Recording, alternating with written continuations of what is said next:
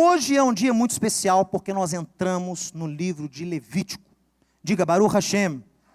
Nós entramos em Levítico, terceiro livro da Torá, e o livro de Levítico é talvez um dos livros da Torá mais mal compreendidos, eu diria assim, tanto por judeus como por cristãos. É um livro que tende a ser um pouco menosprezado, né? Porque basicamente o que é o Levítico aos olhos de quem não conhece e não se aprofunda? Levítico é um livro que fala de sacrifício. É só sangue. É sangue, sangue, sangue. E tem gente que começa a ler a Bíblia e pula Levítico, porque é muito sangue. É muito sacrifício, é muito animal. E a pessoa às vezes salta aquilo ali e acaba criando um vácuo, uma lacuna importantíssima no conhecimento bíblico. Como nós vamos ver hoje, Levítico talvez seja um dos livros mais importantes da Torá. Porque ele nos ensina conceitos que você tem que ter como servo de Deus. Você tem que ter conceito de santidade. Você tem que ter conceito de remissão. Você tem que ter o conceito correto de expiação. Você tem que ter o conceito correto de perdão. Pecado. Purificação. Sacrifício. O fato de nós não termos hoje um templo lá em Jerusalém funcionando com sacrifícios, não exime, não diminui a importância de você entender o que é isso. Porque quando você proclama, você que não é judeu, quando você proclama que você é um discípulo de Yeshua, quando você proclama que foi liberto e lavado pelo sacrifício de Yeshua, o que você está pregoando? Que foi um sacrifício que te deu remissão. Mas o sacrifício de Yeshua, ele ocorre dentro da mesma premissa, dentro dos mesmos moldes do sacrifício de Levítico. Quem não entende o sistema sacrificial do Levítico, não entende em plenitude o sacrifício de Yeshua. O primeiro sacrifício ordenado na Torá é chamado Korban Pesach, é o sacrifício de Páscoa. Ele foi instituído lá no Êxodo, capítulo 12. Yeshua é chamado pelo seu primo de Sea Elohim, no Sechatam Eolam, Cordeiro de Deus que tira o pecado do mundo. Como é que a pessoa vai entender o que é Jesus sendo o Cordeiro de Deus, se ela não entende a festa da Páscoa? Me explique. Se João compara, esse é o Cordeiro de Deus, compara ele com o cordeiro lá do Pêssar, como é que você vai entender então quem ele é, se você não entende o que aconteceu lá no Êxodo? Que sacrifício foi aquele? Que ordem foi essa? Vaikra, eu dei ali um subtítulo para ele, veja. Vaikra, o chamado de Deus para o homem. Por quê? Porque a palavra Vaikra significa e chamou.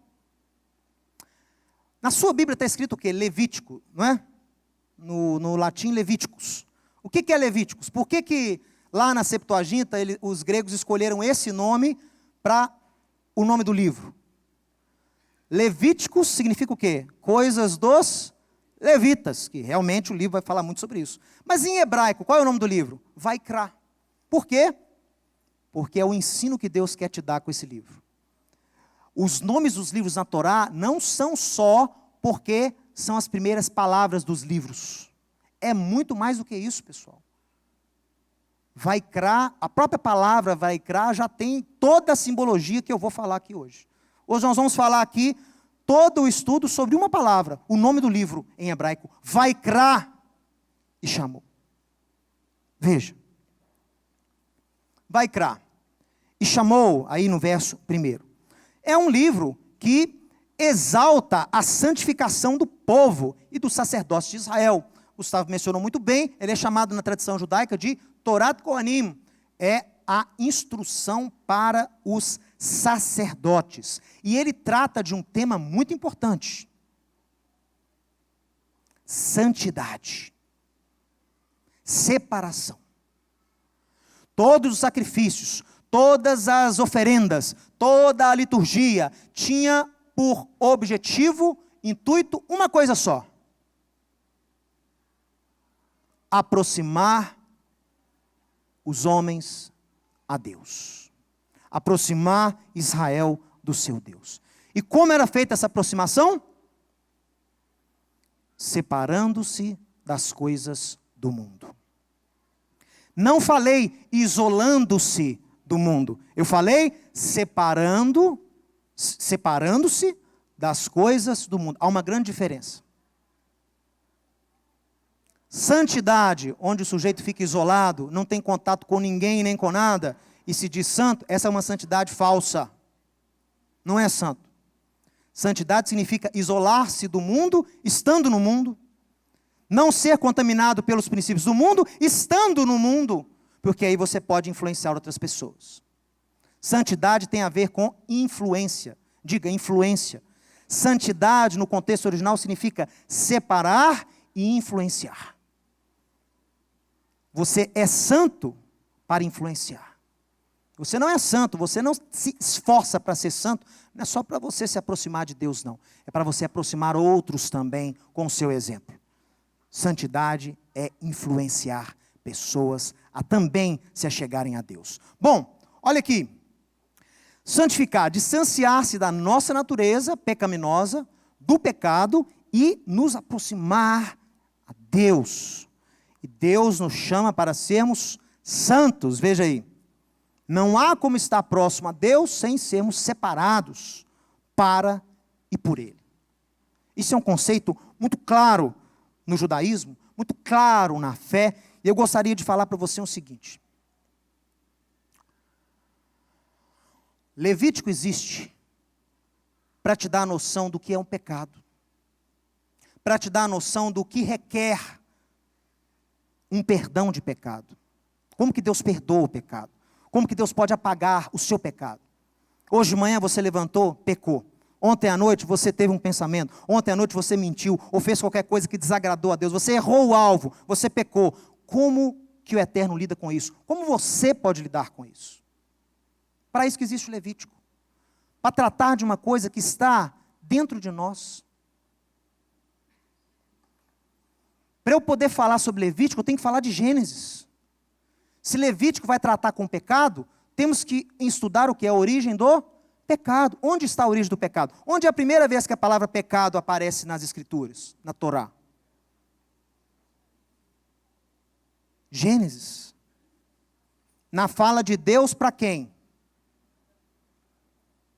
Para Caim. Olha só. A gente começa a entender, a palavra pecado aparece a primeira vez lá, Deus falando para Caim.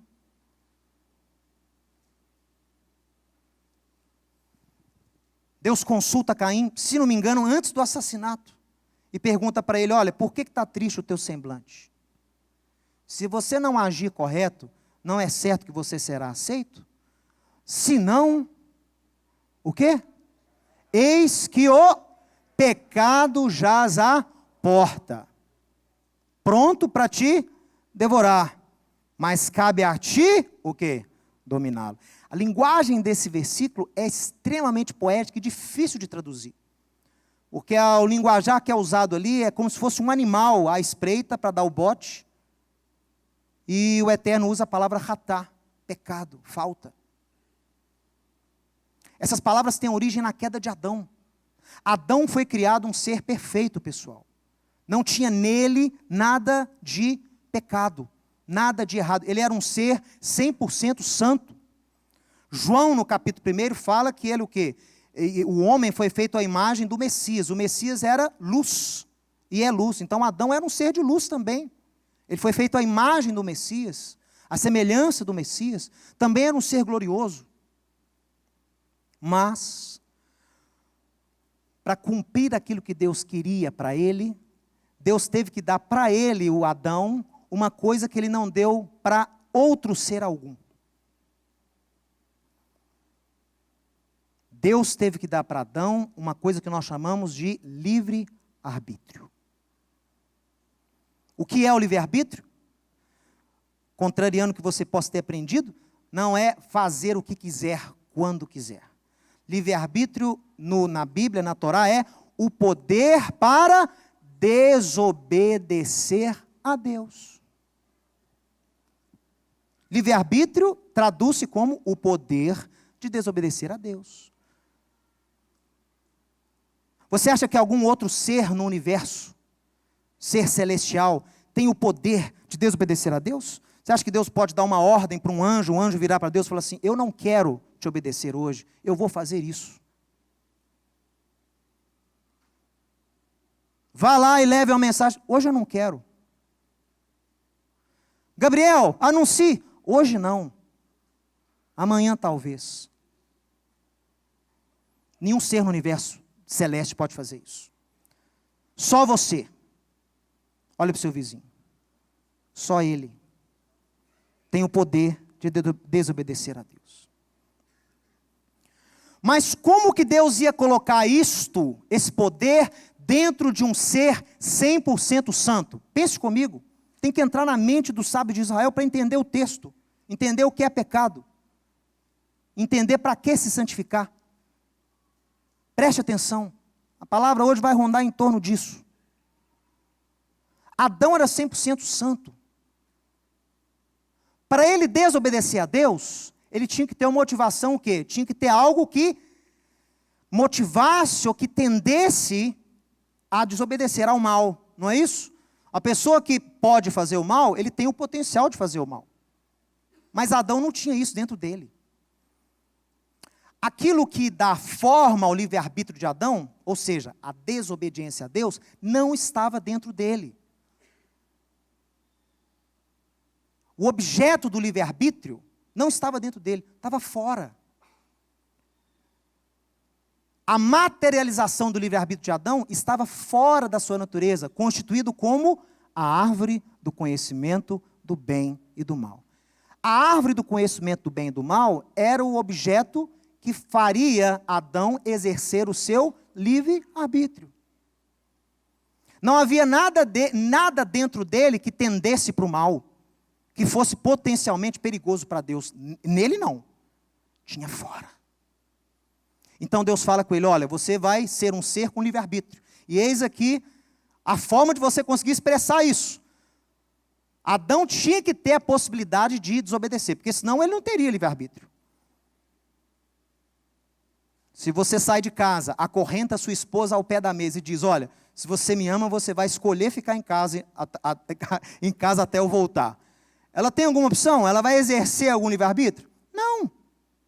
Então, Deus tinha que dar para Adão a potencialidade, a oportunidade, a capacidade de desobedecer. Como? Não algo dentro dele, mas algo fora dele, que foi a árvore do conhecimento do bem e do mal. Se ele comesse, ele estaria infringindo uma ordem direta de Deus.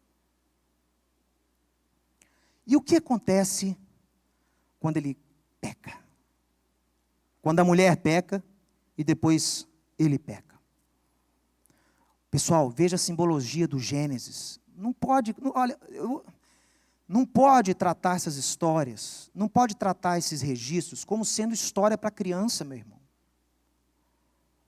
Tanto no judaísmo, até menos, claro, mas no cristianismo principalmente, a gente trata essas histórias como se fossem histórias de escola dominical, de escola sei lá o quê. Gênesis tem os segredos do universo, os segredos da natureza humana, estão tudo nos primeiros capítulos de Gênesis. A gente passa despercebido pelos símbolos. O Eterno coloca lá uma árvore e Adão vai lá e come. O que é o comer? Ele pegou o quê? Ele pegou aquele potencial que era para fazer o mal, aquele potencial que era para desobedecer a Deus, e fez o quê com aquele potencial, aquela árvore, aquele fruto? E quando você come alguma coisa, você o quê? Internaliza. E não foi maçã não, viu? Foi figo. Por quê? Porque o figo é a fruta que é digerida mais rápida. Então os rabinos falam que foi o figo. Simbologia. Então ele pega aquele fruto, come, e aquela natureza, aquele potencial, aquela inclinação, aquela possibilidade de pecar, passa a fazer parte da sua natureza. Ai, ai, ai. Ele altera, ele muda a sua natureza, a qual foi criado. Quando ele internaliza esse potencial para fazer o mal, todo aquele ser de luz, todo aquele ser de glória que era Adão, o quê? Muda. Meu amigo, no momento que o Adão mastiga aquele fruto, há um cataclisma no mundo. Ele muda um monte de coisa, ele muda o mundo, ele muda a natureza e ele muda o seu corpo. Ele muda a sua estrutura molecular, ele muda tudo em si. Tanto é que depois que ele come o fruto, aí pela primeira vez ele consegue o quê? Olhar o próprio corpo. Por quê? Porque antes era luz. Adão era um ser de luz. Mas pela primeira vez que ele tem a natureza mudada, o potencial para errar passa a ser parte dele, agora ele olha o próprio corpo. E se a glória de Deus lhe servia como cobertura, como pele, e agora ele foi destituído dessa glória, Adão se tornou um corpo sem pele, despreparado. O Eterno disse que teve que fazer para ele o quê? Vestimenta de pele. Uma roupa de pele. Em lugar nenhum está falando que Deus matou animal, que tirou pele de animal, que cobriu o animal. Não. O texto fala só isso. Viu que não tinha cobertura, e o Eterno então fez para ele uma roupa de pele. A palavra pele em hebraico é pele humana, não é pele de animal. E é roupa mesmo, uma túnica, cobertura completa. Deus teve que preparar o novo corpo caído de Adão para viver nesse mundo. Porque agora, sem a glória de Deus, o corpo estava despreparado, o corpo ficou exposto, não tinha pele. E aí o Eterno prepara o seu corpo para viver no mundo. Ele agora tinha esse potencial dentro dele para fazer o mal, antes ele não tinha. E as palavras de Deus a Caim explicam isso aí. Depois da queda de Adão, eu e você temos que conviver com o fato. O fato é, esta tendência para desobedecer a Deus está dentro de nós. E ela não é retirada de você com essa natureza. Se você tem esse corpo, se você é um ser humano, nascido de uma mulher, você também tem essa natureza. E você vai ter que conviver com isso. Até que você receba uma outra estrutura molecular de corpo, você vai ter que conviver com isso. Dentro de nós há então tendências. Uma tendência para fazer o bem e uma tendência para fazer o mal. É o que o apóstolo Paulo chama de inclinação da carne. Ele tirou essa expressão dos rabinos. Os rabinos chamam essa tendência para fazer o mal de yetzer, inclinação. Yetzer hará, inclinação para o mal. Yetzer hatov, inclinação para o bem. Só que não foi só isso que Adão te deu de presente. Não só ele colocou dentro de você uma tendência para fazer o mal, mas ele desequilibrou essas duas forças dentro de você. Naturalmente, a tendência para fazer o mal, ela sobressai logo nos seus primeiros anos de vida. Logo nos seus primeiros anos de vida, quem conhece você, a sua mãe e o seu pai, podem atestar isso. Com muito pouca idade, você já começou a demonstrar o quê? Que há dentro de você uma tendência para o mal também. Ninguém precisa ensinar uma criança a mentir. Ninguém precisa ensinar uma criança a esconder. Ninguém precisa ensinar uma criança a bater. Já está em nós. E se nós não nos atentarmos a isso, esta tendência ao mal, se não for controlada e subjugada, ela vai fazer o quê com o indivíduo? Eis que o pecado jaz aqui o animal. Mas cabe a ti dominar.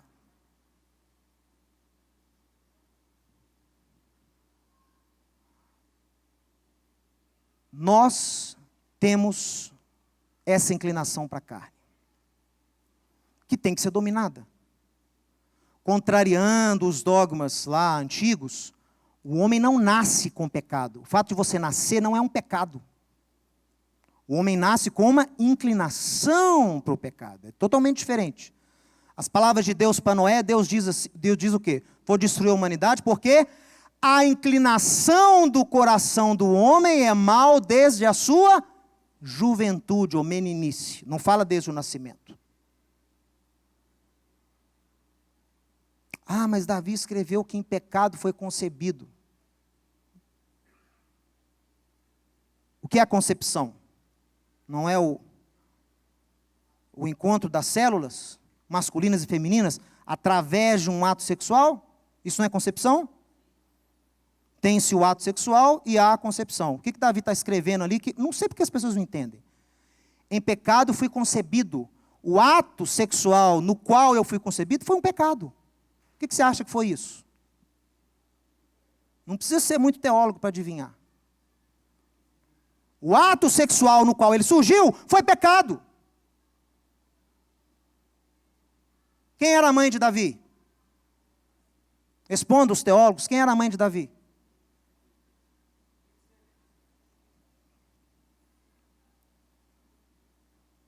Porque ele era criado afastado dos irmãos.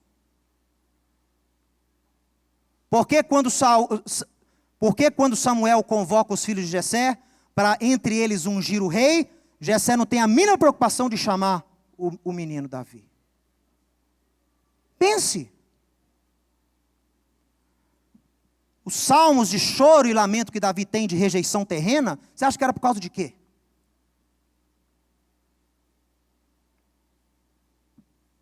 Mas a gente não consegue enxergar essas coisas, a gente não consegue enxergar a simplicidade da Bíblia por causa dos dogmas que foram colocados na nossa cabeça, que embaçam o nosso entendimento. É muito escrito, é muita teologia, é muito doutorado, é muito mestrado que embaçam a sua visão. A palavra de Deus é simples, meu irmão. Na simplicidade, Deus fala conosco. A gente tem que voltar a ler a Bíblia com mais simplicidade. Sim, é importante conhecer o contexto original, mas não fique atrelado, preso a dogmas passados, não. Busque entender a Bíblia como ela é. Se o homem nasce com isso, se ele tem isso dentro dele, qual é a solução? Deus instituiu os korbanot, korban, sacrifício. E a palavra korban, sacrifício em hebraico, vem da raiz o quê? Karov, que significa aproximar-se. Sacrifício em hebraico significa aproximar-se. Aproximar-se de quem? A quem? Deus. Quando o sujeito tinha uma falta e apresentava um sacrifício para o seu perdão, ele estava, na verdade, o quê? Aproximando-se a Deus. Porque o pecado separa o homem de Deus. Mas o sacrifício, mais o sangue, o quê? Aproxima o homem de Deus. Korban, sacrifício, karov, proximidade. Então Deus estava ensinando desde os filhos de Israel, desde aquela época, esse ato de trazer o sacrifício. Olha só, você peca. Aí você pega, tem que cumprir a liturgia de Levítico para ter o perdão dos seus pecados. Então você escolhia lá um animal, dependendo das suas posses. Podia ser até grão, mas geralmente dava para comprar um animalzinho. Você pegava lá que seja um novilho. Você trazia lá o novilho, tinha que ser sem mácula, sem defeito algum. Entendeu? Especial, você pegava aquele animal. E você, quando levava esse animal ao sacerdote, você tinha 3 fases. Você o quê?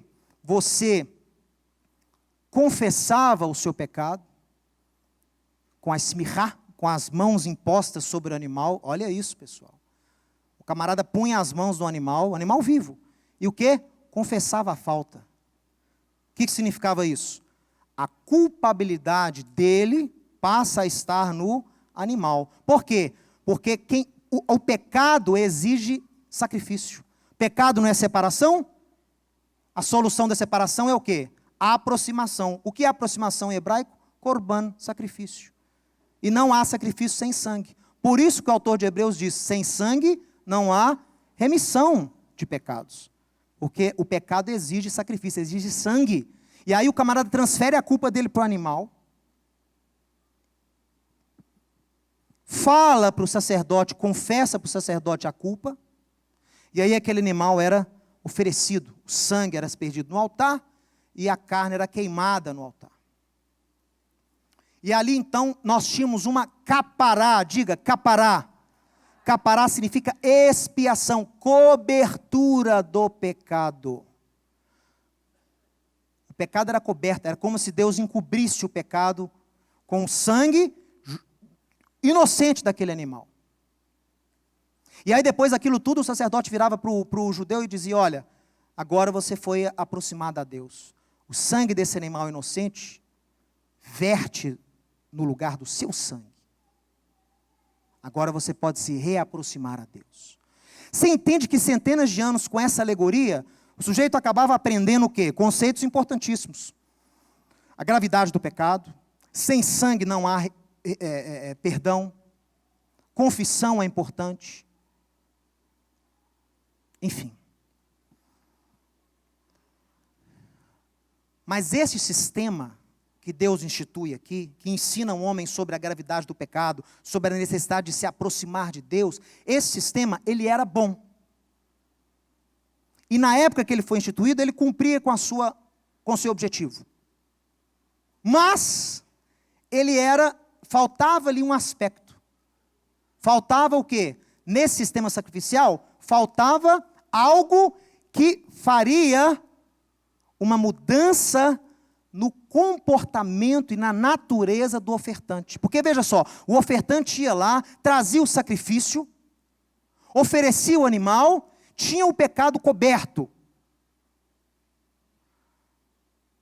Mas no outro dia ele pecava de novo. E no outro mês ele pecava de novo. E no outro... E era assim. Ou seja, esse sistema era bom, porque mantinha as pessoas próximas a Deus, mas era ineficaz para o quê? Para gerar uma mudança na natureza, no Yetzer Hará. Porque a Torá, a obediência aos mandamentos, ela controla a sua tendência para o mal. Mas muitas vezes, não é suficiente. O Eterno já havia, desde a fundação do mundo, preparado um sistema que não apenas cobrisse o pecado, mas que mudasse a natureza do ser humano. Que tirasse o pecado de dentro dele. Não tirando o Yetzer Hará, a tendência para o mal, mas subjugando-a à vontade de Deus. Ela está lá, mas ela é dominada constantemente pelo Espírito de Deus, pela tendência em obedecer a Deus. Essa mudança de natureza, Deus anunciou pelos profetas. Deus anunciou a Moisés que ela viria. Quando Moisés vê o Eterno passando pela fenda da rocha, um negócio inexplicável. O texto em hebraico é difícil de entender. A gente não sabe quem está falando, se é Moisés ou se é o Senhor. E disse o Senhor ao Senhor, o texto é assim, e aí ele proclama, lá no Êxodo 34, os 13 atributos de Deus. Adonai, Adonai, El Hanun, como ele vai falando os atributos de Deus. E um dos atributos é que tem graça a 1000 gerações e que tem a graça de perdoar a iniquidade. São duas graças. São duas graças que o Eterno planeja, que o Eterno prepara para manter Israel próximo a si. Olha, Êxodo no capítulo 34. Adonai, Adonai, verso 6. Deus compassivo e clemente e longânimo, grande em graça e em verdade. Essa primeira graça é a graça que expia os pecados, que cobre os pecados. Mas ela não é suficiente. Cobrir o pecado de alguém não é suficiente. Tem que mudar a natureza dele, não é? Tem que perdoar a iniquidade dele, não é? E aí olha o que o texto fala. Que guarda, Hanotzer, que guarda a graça. Que guarda a graça. Ou seja, uma graça, ele mostra e demonstra a Israel. Uma outra graça é guardada, hanotser. Ele está guardando, e essa graça que ele está guardando até um determinado tempo, ela serviria para quê? Olha aqui, olha o texto. Que guarda a graça em 1000 gerações, que perdoa o pecado e a iniquidade.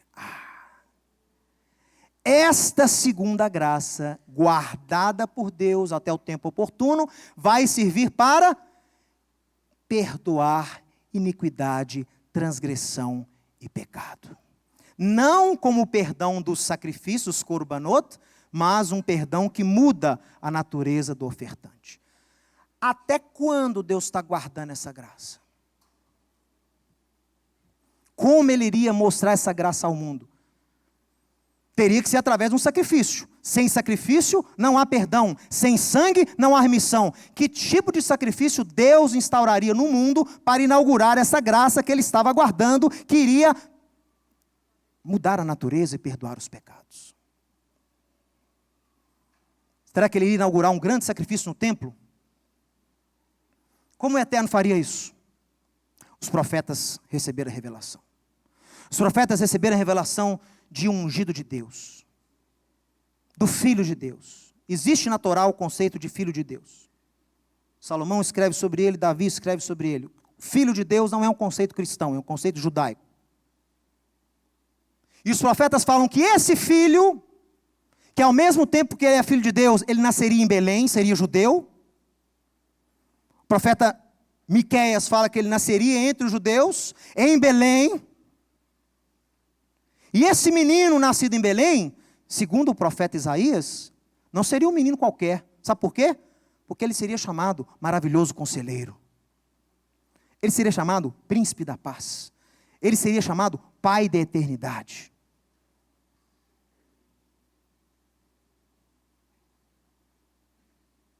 Não se pode chamar um menino, um judeu nascido em Belém, de pai da eternidade.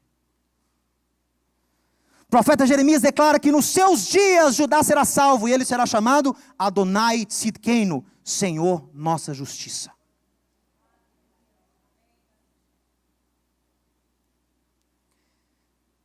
E Isaías declara que esse ungido de Deus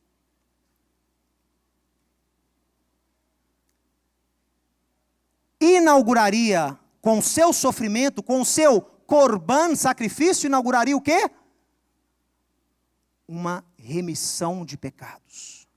Um perdão dos pecados. Mas para haver perdão, tem que haver sangue. Para haver reaproximação, tem que haver sacrifício. Por isso, ele foi sacrificado. Deus recebe e atribui ao seu ungido a missão de se entregar para inaugurar essa graça guardada desde o Êxodo. Olha o que João, no capítulo 1, declara. Não precisa abrir não. Olha. João está falando sobre o Messias no capítulo 1. Olha o verso 15.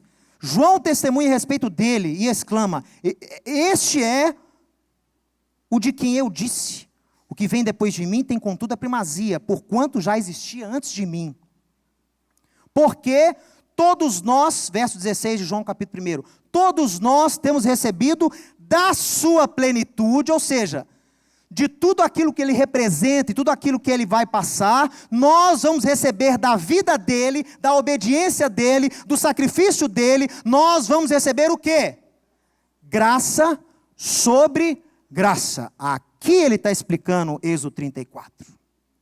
Aqui ele está falando que a primeira graça o Eterno demonstrou através dos corbanotos, mas essa segunda que ele guarda, hanotser, que perdoaria pecados, seria inaugurada por quem? Pelo sacrifício do próprio Filho de Deus. Por ele, na sua plenitude, nós temos graça sobre graça. Esta graça que perdoa o pecado, esta graça que Deus notser,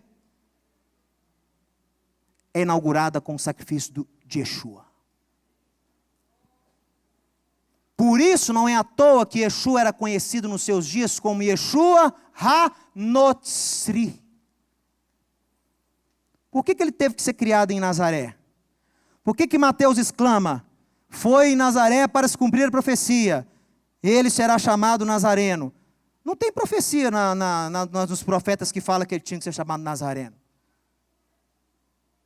Mas a Torá profetiza que esta graça seria notzer, seria guardada. Por isso que ele teve que ser chamado Yeshua HaNotzri, Yeshua o Nazareno. Yeshua o que guarda e o que anuncia essa graça, o que proclama, o que oferece essa graça remissora para o mundo, não é só para Israel não, para o mundo. E aí você lê, olha só. Pessoal, aí nós lemos esse texto aqui, o pessoal sabe de cor, cristãos evangélicos sabem de cor esse texto de João, e cantam sobre essa graça, graça, mas eu duvido que alguém realmente entendeu a profundidade desse texto, o que João estava querendo passar para aquela plateia judaica, usando conceitos judaicos para poder falar quem é o Messias para Israel.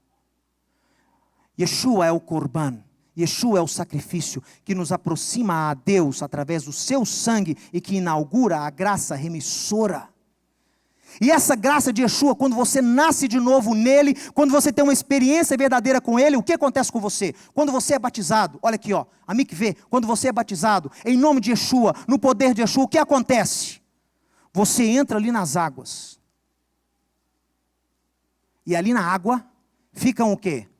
Sua culpa, ficam as suas transgressões, ficam a consequência, muitas vezes, do juízo de Deus que você teria pela sua falta. E aí você emerge ali, você emerge como o quê? Uma nova criatura. Você nasceu de novo. Agora, não só, olha aqui, ó, o batismo em nome de Yeshua, na fé e da maneira correta pelo batizado, ele gera, para que ele existe? Para remissão de pecados. Não se iluda não. Pedro fala lá para aquela plateia em Atos capítulo 2, sejais batizados para a remissão dos vossos pecados. O batismo tem sim, em nome de Yeshua, a missão de inaugurar essa graça remissora sobre você. Por isso que quem aceitava Yeshua, quem tinha a revelação, quem era cheio do Espírito, tinha que ser batizado. Às vezes tinha um sujeito cheio do Espírito antes de ser batizado. Mas tinha que ser batizado. Cornélio profetizou antes de ser batizado, mas foi batizado depois. Precisava ter os seus pecados remidos. E nesse batismo de Yeshua, que era feito, muitas vezes o batismo, quando era apresentado para quem não era judeu, o camarada não sabia o que era isso. O que eu tenho que afundar nessa água aí, nesse poço, nesse estanque? Minha vida vai mudar? Meu destino vai mudar?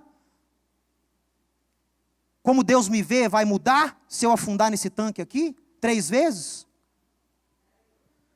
O batismo para o gentio era feito sempre assim, ó, apresentava Deus para ele, através da obra de Yeshua, clamando-se pelo Espírito de Deus. E aí, o sujeito quando saía da água, saía não só com os pecados perdoados, mas com uma nova natureza. Agora o quê? Agora o Espírito de Deus nele faria o quê com a inclinação para o mal? Faria isso aqui, ó. Ela está lá dentro ainda. Mas ela está o quê? Dominada. Subjugada. Condicionada à vontade de Deus. Sabe por quê? Porque na sua própria força você não consegue isso. Na sua própria força você vai ficar assim, ó. É o que os rabinos chamam do discípulo carnal, do crente carnal. Paulo fala isso. Uma hora está pecando, outra hora está aqui, outra hora está aqui, outra hora está aqui. É um crente carnal. Mas com o novo nascimento, a obra de Yeshua na sua vida, você faz isso, ó. E aí o vício que te prendia não te prende mais. Aí as práticas que te destruíam não te destroem mais. O pecado que te acorrentava não te acorrenta mais. Porque você teve uma mudança lá dentro. Seu pecado não está sendo só coberto. Seu pecado está saindo de dentro para fora. Eis o Cordeiro de Deus, Hanoseh Hatam Eolam. Eis o Cordeiro de Deus que tira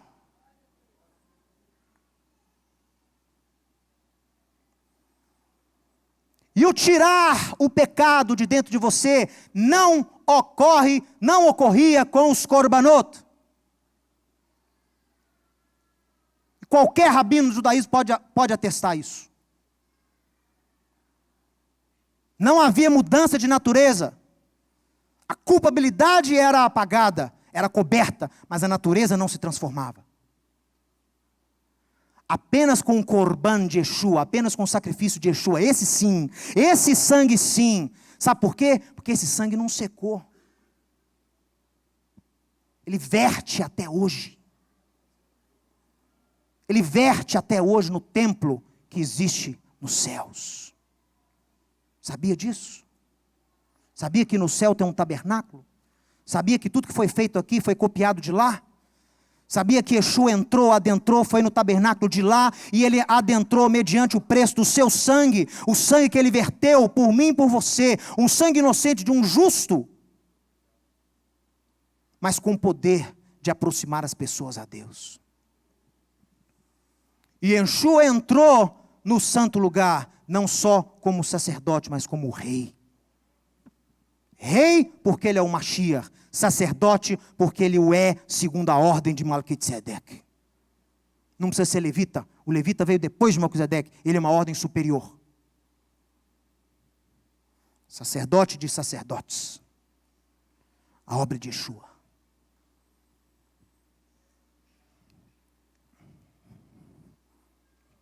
Nós temos que encerrar.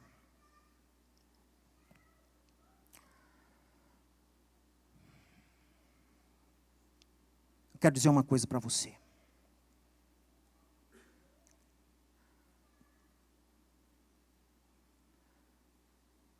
Crer, entender e vivenciar o corban de Yeshua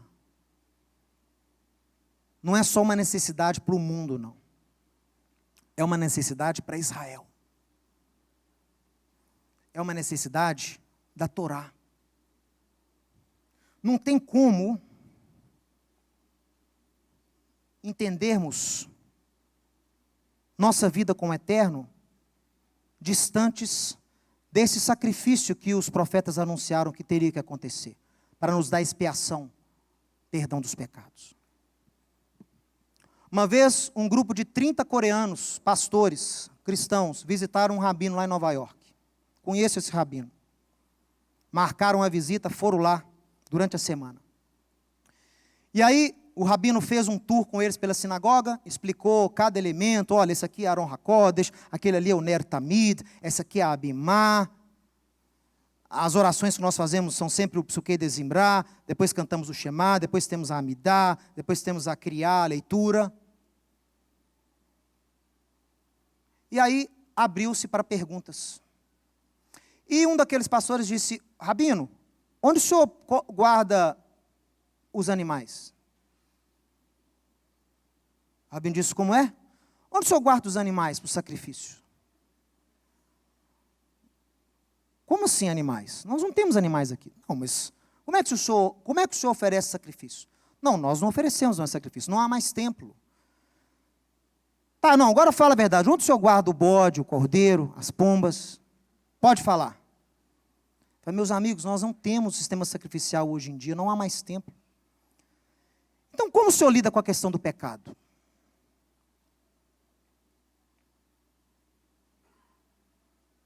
Não tem que haver sangue para haver remissão? Não tem que haver sangue para haver perdão? Não tem que haver sangue para ter reaproximação? Se o pecado separa e o sangue aproxima, sangue de quem? Então o senhor me mostra algum bode. O senhor me mostra alguma pomba. O senhor me mostra algum novilho. E o rabino instantaneamente entendeu. Ele entendeu. Ele entendeu que aqueles cristãos, pastores, criam em um princípio judaico muito forte. No princípio da graça que estava guardada.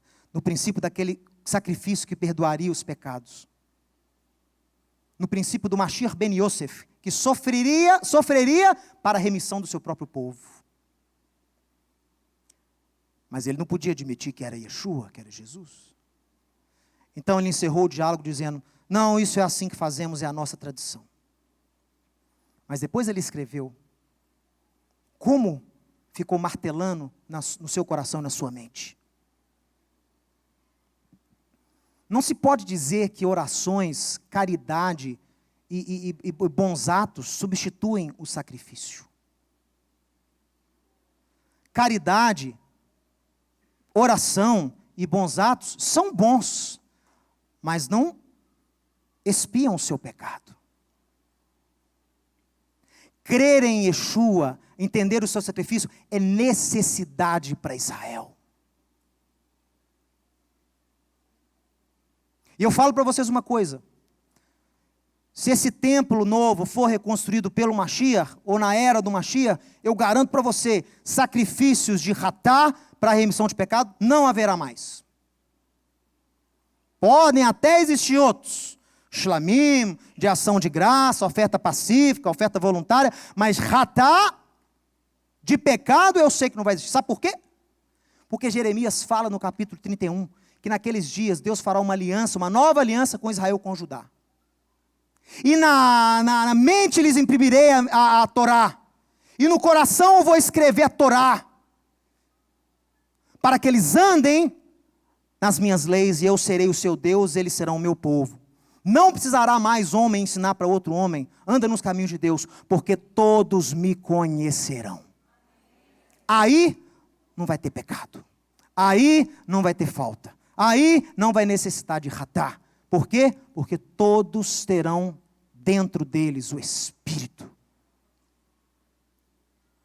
Então, meus irmãos, vamos valorizar e entender a obra de Yeshua. Ele não precisa de você, você precisa dele. Tem gente que vive a vida como se Deus precisasse dele assim, ó. Não há substituto, você é o único. Você não é o único. Você precisa dele. Você precisa do sacrifício de Yeshua. O judeu precisa de entender o sacrifício de Yeshua. Olha aqui, ó. Olha aqui, ó. Vou mostrar para você, ó. Não era meu objetivo, não. Essa é uma foto da Torá, do livro de Levítico, o início de Levítico. Há 3.500 anos os textos são copiados dessa forma. Talvez não com esse alfabeto, mas há séculos é feito assim, pelo menos 2.000 anos. Há 2.000 anos os textos são copiados todos dessa forma. Esse é o início de Levítico. E durante todos esses anos e séculos, os rabinos, os escribas, os sofrim, copiam o texto, colocando a palavra Vaikra, a primeira palavra do livro de Levítico, com um Aleph o quê? Pequeno. A nossa Torá estava assim. Hoje eu fiz questão de ver, está lá o Aleph pequeno. Por quê? Por que escreve Vav, Yud, Kaf, Resh e um Aleph pequeno? Vaikra? Por que esse Aleph está pequeno? Meus irmãos, isso aqui são sinais que profetas da antiguidade deixaram impressos para que você pudesse cavar mais quando eles aparecem. Vaikra com Aleph no final significa chamar, que vem da raiz aproximar. Mas Vaikra sem Aleph significa acontecer. Likrot, acontecer.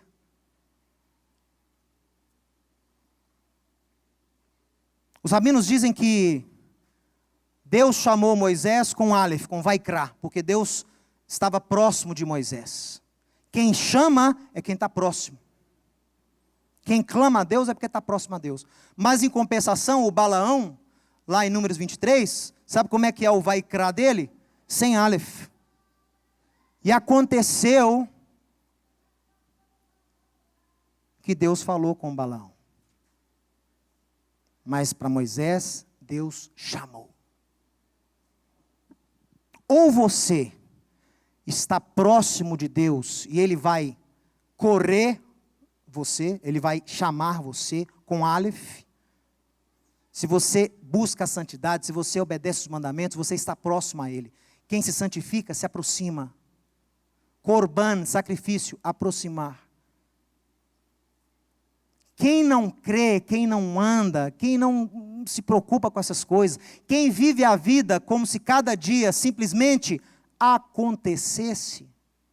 Quem crê que não há um Deus que rege a história, quem crê que tudo é o acaso, a história é fruto apenas de coisas que passaram, e o futuro nem a Deus pertence, está para acontecer. Se você crê assim, a sua vida é um Vaikra sem Aleph. A sua vida é o quê?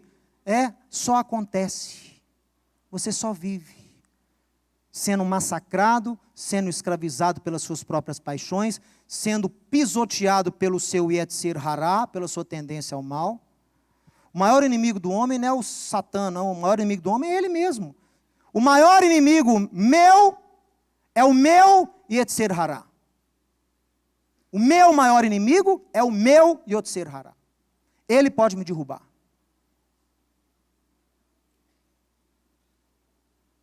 Se eu der brecha para ele, ele pode me derrubar. Quem está de pé, cuide para que não caia. Grandes homens de Deus caíram por quê? Porque esqueceram do Yetzer Hatov e começaram a dar ênfase e se deixar influenciar pelo quê? Pelo Yetzer Hará. Traem, adulteram, pecam, mentem, matam. Esquecem-se que devem estar próximos a Deus. Se Deus te chamar, tenha certeza que Ele vai usar um Vaikra com Aleph. Que ele tenha um encontro com você, você tendo sido chamado. Porque se você tiver um encontro com Ele não tendo sido chamado, talvez seja um encontro não muito bom para a sua vida. Se você não experienciou o Corban de Yeshua, se você não é chamado por Deus, se o seu Vaikra é um Vaikra sem Aleph, se você está vivendo a vida ao acaso, Deus vai te encontrar. Sabe por quê? Porque Deus é justo. Deus é justo. E todas as nossas faltas e iniquidades nos visitam. Se você não adentra na obra remissora do Filho de Deus, se você não faz uso dessa graça guardada, meu amigo, a sua iniquidade vai te visitar. Não só isso, Deus vai te visitar nessas iniquidades. Olha o que os próprios 13 atributos do Eterno declaram. Ele guarda sim a graça em 1000 gerações, e perdoa a iniquidade, a transgressão e o pecado, ainda que não inocenta o culpado. E visita a iniquidade dos pais nos filhos, e nos filhos dos filhos, até a 3ª e 4ª geração. O pai não pode, o filho não pode pagar pelo pecado do pai. Pode sim. Porque Deus é justo. E essa iniquidade será visitada. 3ª e 4ª geração. Muitas vezes você tem um vício, muitas vezes você tem um problema, muitas vezes você tem uma dificuldade na vida, muitas vezes você está herdando maldições, pecados, consequências de pai ou de avô ou de bisavô na sua vida.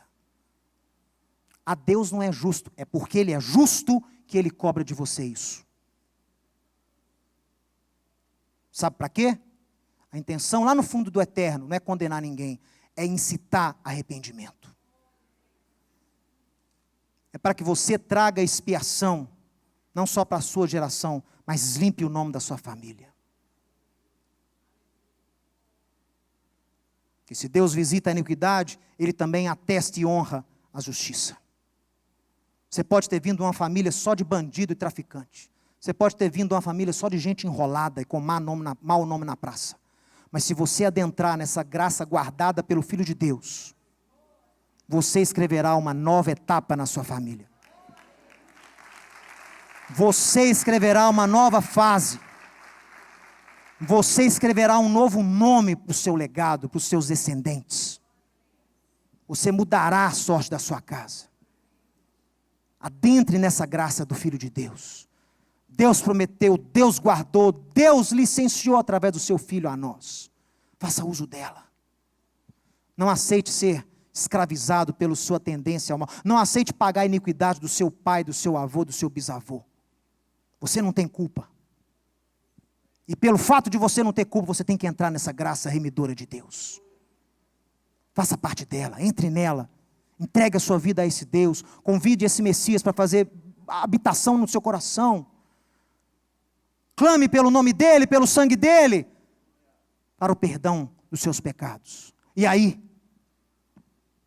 andando nos caminhos de Deus, sendo cheio do Espírito de Deus, Deus vai abençoar não só a sua geração, mas 1000 gerações serão abençoadas pelo seu testemunho. Amém. Graças a Deus.